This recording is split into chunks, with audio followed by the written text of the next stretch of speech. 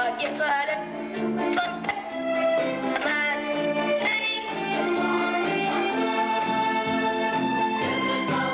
balık sıra.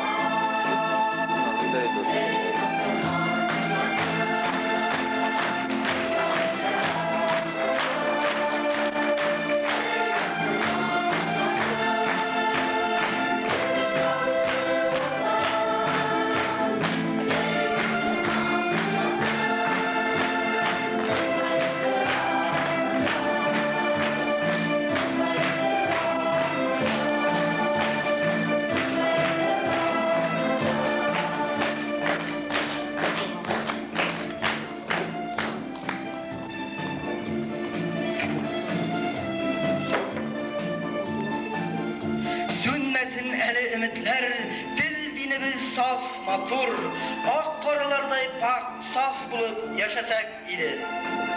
Hürmetli tamaşaçılar, şunun bilen Volga kolxozu uzuşenlerinin iman nuru qaytsın күңелләргә дип исемләнгән Смотр концертыбыз тәмам. Konsertimizni muzikal yoqdan bizadilar İlfak Mansurov, Roshaniya ham Rasul Zaripovlar.